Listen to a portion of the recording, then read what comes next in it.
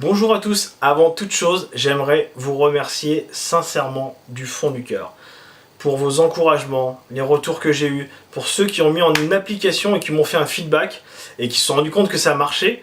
Merci pour ce feedback, enfin, franchement ça me fait vraiment plaisir, ça m'encourage à continuer. Donc on continue tout de suite sur une nouvelle vidéo, à tout de suite. Ce week-end on a fait une balade avec ma femme et mes enfants en vélo. Et ma fille, la pauvre, je rigole, c'est pas drôle, elle s'est pris un poteau en pleine face. Elle avait 10 mètres pour passer à gauche, 10 mètres pour passer à droite, mais elle a foncé dans le poteau. Ça m'a rappelé le permis moto. Le permis moto, je sais pas si tu l'as passé, quand tu passes le permis, surtout le plateau, c'est la première épreuve, tu as un parcours lent ou un parcours rapide, c'est un parcours avec des plots que tu dois esquiver ou slalomer. Et en général, on fait tous la même erreur. On est concentré sur le plot qui arrive au lieu de regarder au loin. Du coup, tu as ton moniteur qui te hurle dessus. Lève les yeux. Lève tes yeux. Oh, mais il va se casser. Il lève tes yeux.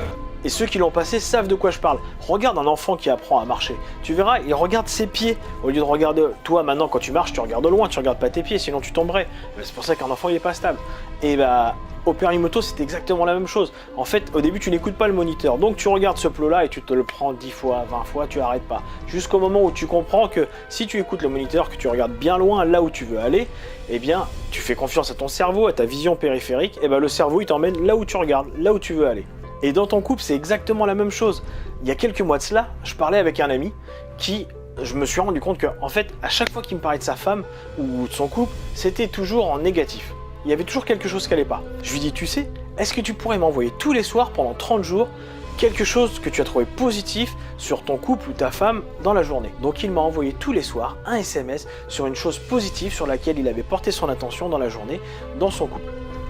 Ça pouvait être aujourd'hui, on est tombé d'accord avec mon épouse sur le sport qu'on allait choisir pour notre fils. Qu'est-ce que j'ai eu d'autre? Aujourd'hui j'ai eu une grosse journée, je suis rentré. Elle avait pu coucher les enfants, faire à manger, j'avais rien à faire, j'avais juste à me poser les pieds sous la table, c'était juste super confortable, magnifique.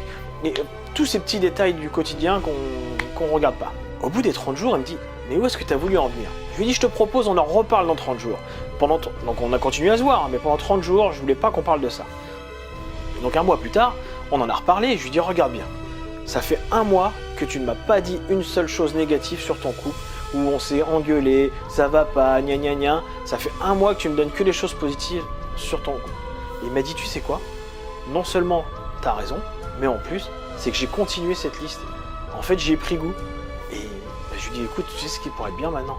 C'est que cette liste, offre-la à ta femme. Mets-la dans un bloc-notes ou écris-la à la main, fais comme tu veux, mais offre-la à ta femme. Il m'a dit, ouais, c'est une bonne idée. Et c'est exécuté.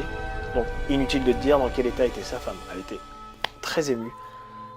Elle s'est mise à pleurer, elle s'y attendait pas forcément, enfin, c'est pas le genre de cadeau qu'on fait tous les jours.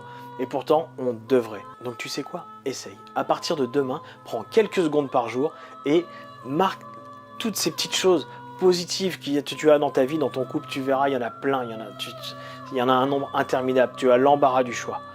Tu en notes une par jour, fais ça pendant un mois. Pourquoi un mois?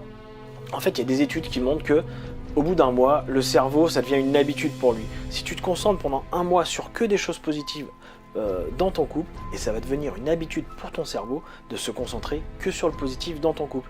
Et tu verras qu'il n'y a pas de magie. C'est comme au permis moto. Ton cerveau va t'emmener là où tu veux aller.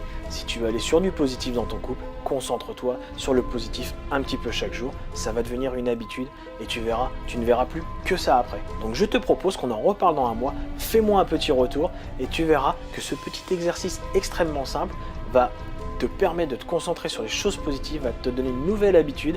Et petite cerise sur le gâteau, à la fin du mois, fais lire cette liste à ton conjoint. Tu vas voir, ce sera un très beau moment. Allez, je te souhaite plein de belles choses, à bientôt.